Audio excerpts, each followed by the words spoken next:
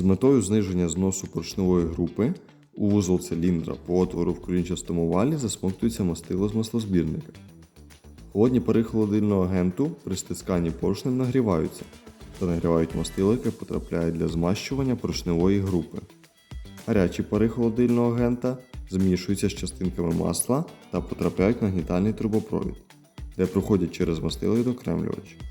Мастиловідокремлювачі пар відокремлюється від мастила та поступає на конденсатор.